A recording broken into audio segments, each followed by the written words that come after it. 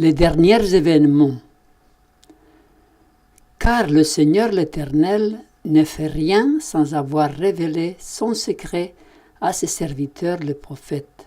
Amos 3, verset 7. L'horloge divine est marquée par des événements prophétiques. Les grandes prophéties bibliques ont annoncé bien à l'avance les événements majeurs de notre histoire. Par exemple, le déluge. Alors l'Éternel dit, « Mon esprit ne restera pas toujours dans l'homme, car l'homme n'est que chair, et ses jours seront de 120 ans. » Donc 120 ans ont été prophétisés pour le déluge. La captivité du peuple d'Israël. Tout ce pays deviendra une ruine, un désert, et ces nations seront asservies au roi de Babylone pendant 70 ans. La venue du Messie promis, sa mort et sa résurrection. Dans Daniel 9, 24, 70 semaines ont été fixées sur ton peuple et sur ta ville sainte pour faire cesser les transgressions et mettre fin au péché, pour expier l'iniquité et amener la justice éternelle, pour sceller la vision et le prophète et pour oindre le Saint des Saints. Plus tard aussi, pour le règne de l'Antéchrist, ça a été prophétisé 1260 années. En Daniel 7, 25, il nous dit « Il prononcera des paroles contre le Très-Haut, il opprimera les saints du Très-Haut, et il espérera changer les temps et la loi, et les saints seront livrés entre ses mains pendant un temps, des temps et la moitié d'un temps. » Et aussi pour le commencement du jugement investigatif qui eut lieu en 1844. Dans Daniel 8, 14, il nous est dit « Et il me dit 2300 soirs et matins, puis le sanctuaire sera purifié. » À partir de 1844, il n'y a plus de période prophétique sur laquelle nous pouvons nous baser pour prédire tel ou tel événement. Les derniers événements tels que nous les comprenons débuteront avec la loi du dimanche. À partir de là, des événements vont se succéder qui culmineront avec le retour de Jésus. Voici un aperçu de ces événements tels que nous les trouvons dans la parole de Dieu et dans le témoignage de Jésus. Ils débuteront par la loi du dimanche aux USA. Elle constituera la marque de la bête. Et il lui fut donné d'animer l'image de la bête afin que l'image de la bête parlât et qu'elle fit que tous ceux qui n'adoreraient pas l'image de la bête fussent tués. Et elle fit que tous, petits et grands, riches et pauvres, libres et esclaves, reçussent une marque sur leur main droite ou sur leur front, et que personne ne put acheter ni vendre sans avoir la marque, le nom de la bête ou le nombre de son nom. Lorsque l'observation du dimanche sera rendue obligatoire par la loi et que le monde aura reçu la lumière concernant la validité du vrai sabbat, alors quiconque transgressera le commandement de Dieu pour obéir à un précepte qui n'a d'autre autorité que celle de Rome, honorera ainsi la papauté plus que Dieu. Il rendra hommage à Rome et au pouvoir qui imposera l'institution ordonnée par Rome. Il adorera alors la bête et son image. Autour de cet événement, qui s'étendra progressivement au monde entier, il y aura les manifestations sataniques. Celles-ci vont débuter avant la loi du dimanche, mais elles vont s'amplifier jusqu'à l'apparition de Satan, prétendant être le Christ et annonçant le changement dans la loi divine du sabbat au dimanche. Et alors paraîtra l'impie que le Seigneur Jésus détruira par le souffle de sa bouche, et qu'il anéantira par l'éclat de son avènement. L'apparition de cet impie se fera par la puissance de Satan, avec toutes sortes de miracles, de signes et de prodiges mensongers, et avec toutes les séductions de l'iniquité pour ceux qui périssent parce qu'ils n'ont pas reçu l'amour de la vérité pour être sauvés. Ce sont les miracles mensongers du démon qui captiveront le monde, et il fera descendre le feu du ciel. il opérera des miracles, et ce pouvoir merveilleux d'accomplir des miracles sera connu du monde entier. La pluie de l'arrière-saison. Et vous, enfants de Sion, soyez dans l'allégresse et réjouissez-vous en l'Éternel, votre Dieu, car il vous donnera la pluie en son temps. Il vous enverra la pluie de la première et de l'arrière-saison, comme autrefois.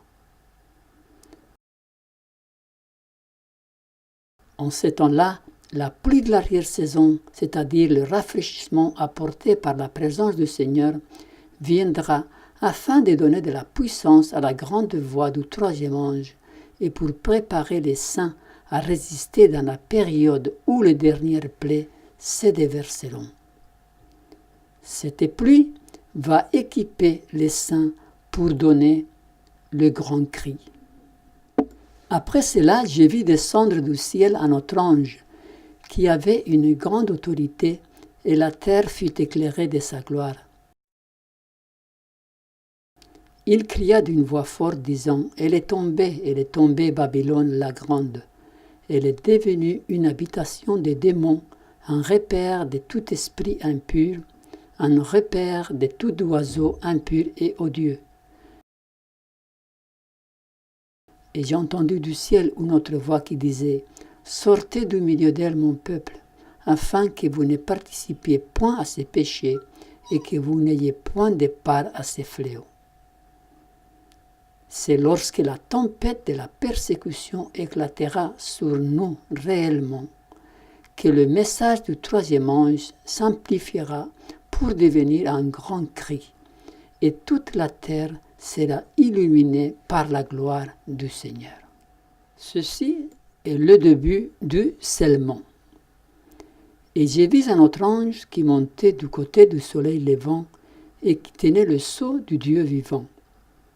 Il cria d'une voix forte aux 4 anges, à qui il avait été donné de faire du mal à la terre et à la mer, et il dit « Ne faites point de mal à la terre, ni à la mer, ni aux arbres, jusqu'à ce que nous ayons marqué du sceau le front des serviteurs de notre Dieu. » Et j'ai entendu le nombre de ceux qui avaient été marqués du sceau, 144 000 de toutes les tribus des fils d'Israël. Le scellement commence au sein du peuple de Dieu et il va produire le criblage. Hébreux 12, 26. Lui dont la voix alors ébranla la terre et qui maintenant a fait cette promesse. Une fois encore, j'ébranlerai non seulement la terre mais aussi le ciel. Ce mot, une fois encore, indique le changement des choses ébranlées comme étant faites pour un temps, afin que les choses inébranlables subsistent. D'abord parmi les croyants, il s'étendra au monde entier. Chacun devra prendre position pour ou contre Dieu et ses lois. À ce moment-là, le choix sera bien évident pour tous entre le sabbat, le 7e jour de l'Éternel, et le dimanche, le jour d'adoration institué par la petite corne, la papauté. Le monde entier sera concerné par le grand conflit entre la foi et l'incroyance. Tous devront prendre position. Certains ne sembleront s'engager d'aucun côté dans ce conflit. Ils pourront ne pas sembler prendre parti contre la vérité, mais ils ne se manifesteront pas hardiment en faveur du Christ, par crainte de perdre des biens ou d'endurer des critiques. Tout cela seront comptés parmi les ennemis du Christ. Tous devront faire le choix entre le sceau de Dieu ou la marque de la bête. Quand tous auront pris une décision, Jésus cessera son œuvre de médiation. Le jugement investigatif prendra fin. Tout être humain aura choisi la vie éternelle ou la destruction éternelle. Alors Jésus sortira du sanctuaire. C'est la fin du temps de grâce qui marque le grand temps de trouble et le relâchement des vents par les 4 anges. Après cela, je regardai et le temple du tabernacle de témoignage fut ouvert dans le ciel, et les 7 anges qui tenaient les 7 fléaux sortirent du temple revêtus d'un lin pur éclatant et ayant des ceintures d'or autour de la poitrine. Et le temple fut rempli de fumée à cause de la gloire de Dieu et de sa puissance. Et personne ne pouvait entrer dans le temple jusqu'à ce que les 7 fléaux des 7 anges fussent accomplis. Juste avant d'entrer dans le temps de trouble, nous reçûmes tous le sceau du Dieu vivant. Puis j'ai vu les 4 anges lâcher les 4 vents, et j'ai vu la famine, la maladie et l'épée. Une nation s'élevait contre une nation, et le monde entier était dans la confusion. La destinée de tout être humain est fixée irrévocablement. Que celui qui est injuste soit encore injuste, que celui qui est souillé se souille encore, et que le juste pratique encore la justice, et que celui qui est saint se sanctifie encore. Les 7 coupes de la colère divine seront déversées par la suite, une par une, sur les habitants de la terre, sur tous ceux qui ont reçu la marque de la bête. Et j'entendis une voix forte qui venait du temple et qui disait aux 7 anges, « Allez et versez sur la terre les 7 coupes de la colère de Dieu. » Le premier alla et il versa sa coupe sur la terre. Et un ulcère malin et douloureux frappa les hommes qui avaient la marque de la bête et qui adoraient son image. Les anges retiennent actuellement le vent de la guerre afin qu'il ne puisse pas souffler avant que le monde ne soit averti de sa malédiction prochaine. Mais la tempête gronde, prête à éclater sur la terre. Et lorsque Dieu ordonnera à ses anges de lâcher les vents, on assistera à des scènes de combat d'une indescriptible horreur.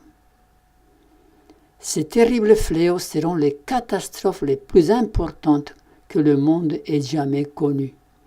La population terrestre sera décimée par les 6 premières coupes. Après la 2e coupe, le monde est enragé contre le peuple de Dieu.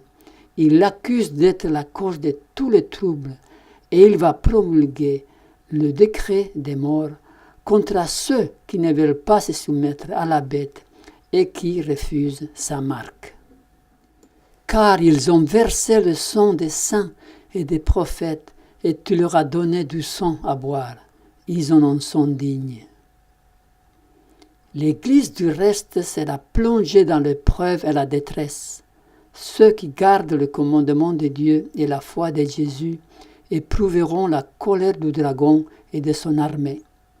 Il a obtenu le contrôle des églises apostates, mais voici un petit groupe résiste à sa domination. S'il pouvait les faire disparaître de la surface de la terre, son triomphe serait complet. Comme il a influencé les nations de la terre afin de les amener à détruire Israël, ainsi dans un proche avenir, il soulèvera les puissances maudites de la terre pour détruire le peuple de Dieu. Entre la promulgation du décret des morts et sa mise en exécution, il y aura un temps. C'est le temps de trouble de Jacob.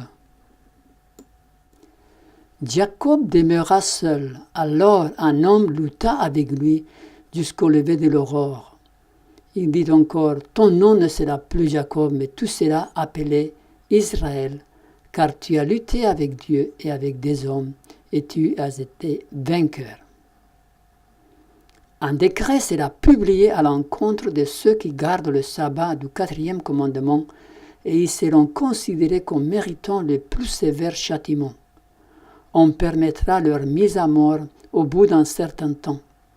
Le papisme dans l'ancien monde et le protestantisme apostat dans le nouveau adopteront une conduite semblable contre ceux qui honorent tous les commandements divins. Le peuple de Dieu sera alors plongé dans les scènes de souffrance et de détresse qui sont décrites par le prophète comme le temps du trouble de Jacob. Ce sera une période très dure pour les fidèles qui devront faire face à l'opposition de tous. Tout soutien terrestre leur sera retiré. La mise en exécution du décret des morts est appelée dans la Bible la bataille de l'Armageddon. Car ce sont des esprits de démons qui font des prodiges et qui vont vers le roi de toute la terre afin de les rassembler pour le combat du grand jour du Dieu Tout-Puissant. Ils les rassemblèrent dans le lieu appelé en hébreu Armageddon. Voici ce que dit le grand trompeur. Notre principal souci, c'est de réduire au silence la secte des observateurs du sabbat. Nous aurons finalement une loi qui nous permettra de mettre à mort tous ceux qui refusent de se soumettre à notre autorité. Le dessein de Satan est de les ôter de la surface de la terre, afin que sa domination mondiale ne soit pas discutée. C'est le dernier effort de Satan d'exterminer les fidèles de la terre, mais il ne va pas réussir car Jésus intervient. Des ténèbres entourent les méchants dans leur élan de destruction. Les groupes de fidèles sont entourés de l'arc-en-ciel et protégés par des anges. Faisant entendre des cris de triomphe, des railleries et des imprécations, des foules impies s'apprêtent à se jeter sur leur proie. À ces moments même, des ténèbres profondes, plus denses que celles de la nuit, s'abattent soudain sur la terre. Puis un arc-en-ciel, réfléchissant la gloire du trône de Dieu, encercle le firmament et semble entourer séparément les groupes de fidèles en prière. Brusquement arrêtés dans leur marche, les bandes irritées, saisies d'effroi et réduites au silence, oublient les objets de leur fureur.